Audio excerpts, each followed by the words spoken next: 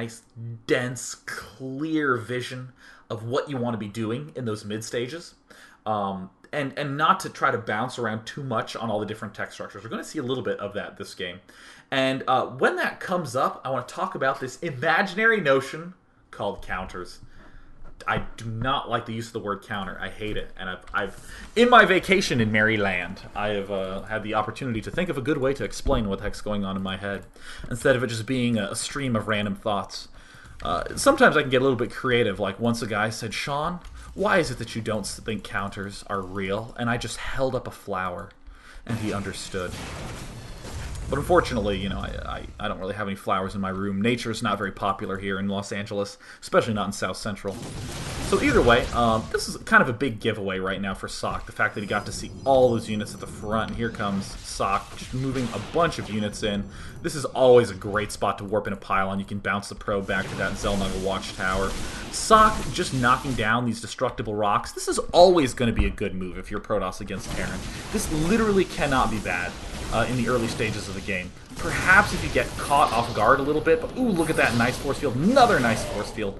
Managing to snipe off two of these little guys, two Mariners, and Marrow is going to be forced to push back. Now, notice that the reason Marrow is in this tough situation is because he built two of these reactors on these two barracks. And, I mean, a lot of people tend to just build add-ons for the sake of building add-ons. It's almost like they say to themselves, well, there are exactly two kinds of barracks, tech lab barracks or reactor barracks, and you must always choose one, you know, unless you're not going to use it or something like that. And I just need to emphasize for like the trillionth time how long a reactor actually takes to build. It's 50 seconds is a lifetime. Seriously, most dogs are born, have puppies, and die in the amount of time it takes to build a reactor in Starcraft 2. So what you tend to see are a lot of situations where a player will get a reactor up, and then a timing push, like with these warp gates, will come, and it'll be really hard to hold off. In fact, a lot of Terran players were leery of early expanding against Protosses because these Terrans would say, well, I mean, I try to get these reactors up so I can make a bunch of Marines, but he just kills me, so I guess I can't early expand. And it's those players who started to realize you can just get 4 barracks without add-on and start making Marines really quick, and you have a lot of flexibility in the early game. You need to buy time to get those reactors up. So as we can see clearly right here, the fact that Marrow got these barracks with the reactor up. He even had to delay these 2 barracks a little bit. It's costing him quite a bit. And in the meantime, ooh, we're seeing a Phoenix come out. Isn't this cool? 3 Stargates still being active, coming up here to the resource tab, just so we can get a better sense of what's going on. And now, see, this is when I start to kind of go, ugh, why are we getting a robotics facility here? Aren't we going Stargate? Because, I mean, I'm not going to lie. You can't go 3 Warp Gate and Stargate and robotics facility. Now, remember the situation we're in right now. Remember this situation, and do this a lot in your replays. Pause and just kind of say, how does it feel right now? It feels like Socke is really bringing the noise up in Marrow, right? Marrow's seriously feeling a little bit of pain, perhaps a little bit of uncomfortable bowel movements due to the fact that his back rocks have just been knocked down. He just lost some Mariners up here. These haven't quite kicked into high gear. There's a huge amount of stuff coming up here. And Socke is in a little bit of an advantage, right? And it does look like Marrow has had the ability to get that Ghost Academy up. Still a little high on the gas. And ooh, yeah, look at that. Really nice. Really, really, really nice EMP getting pretty much everything. We see the Phoenix just lifting a Marauder.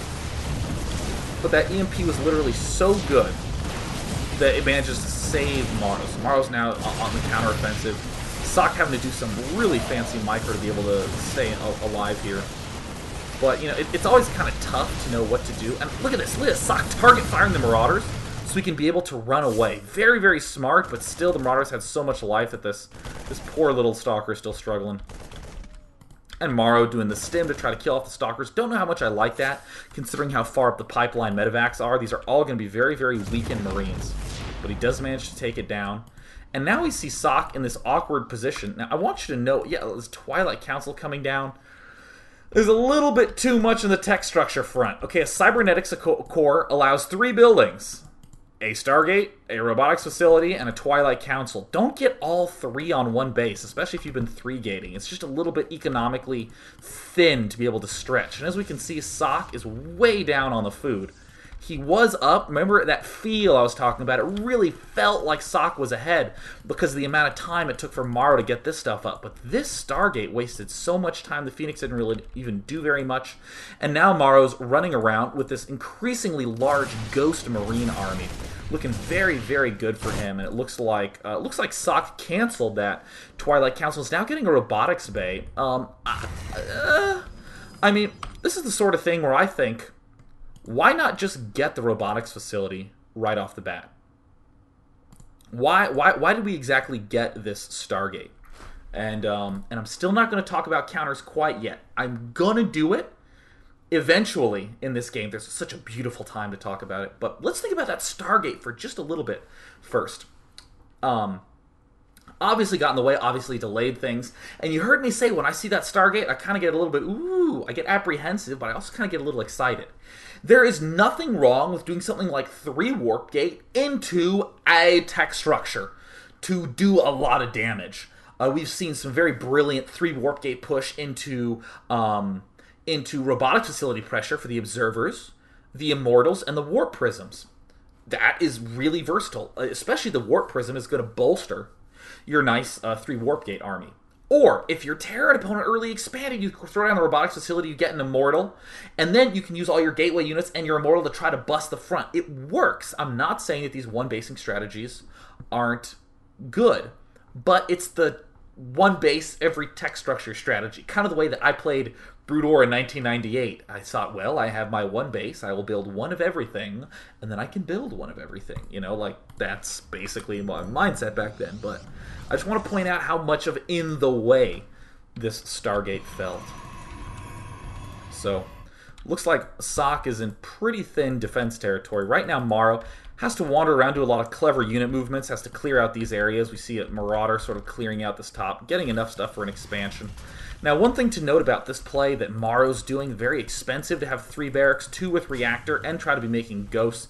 Going to eat into your money a lot, but you will eventually build up enough money to get a command center. It's important that you do a lot with this pushing force. So we do like the fact that Marrow's doing his little push-a-ruha, doing this good stuff. And God, Socke is being so active with this Observer. Love that.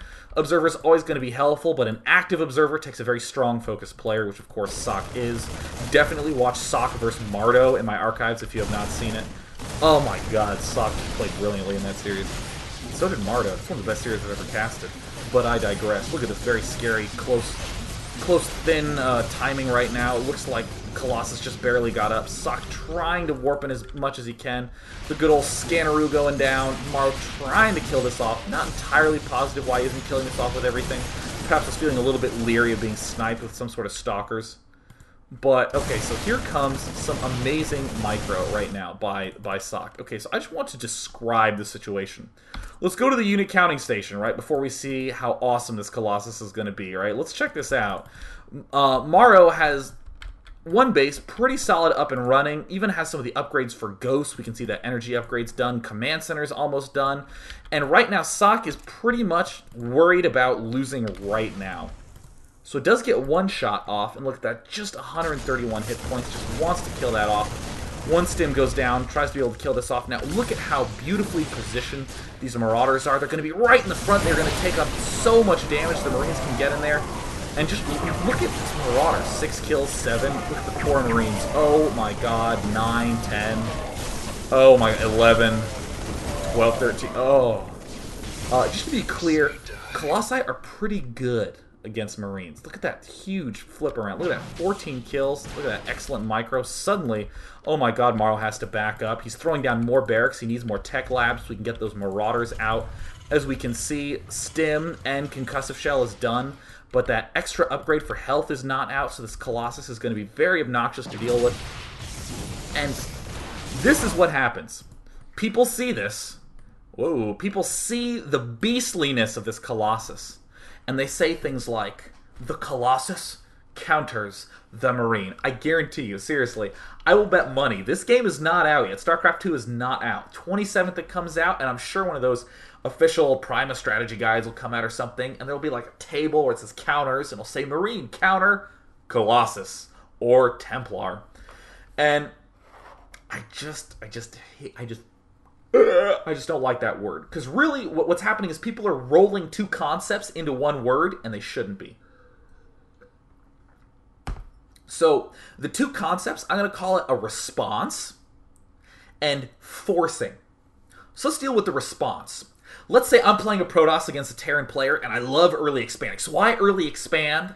And my plan is to just make 4 gateways and stick on my main and my 1 extra expansion. So I got 2 bases. But if I see that my Terran buddy is expanding himself as well, I'll take a 3rd base pretty fast. I'll double expand. That is my response. I see him do this, therefore I respond by doing that. Very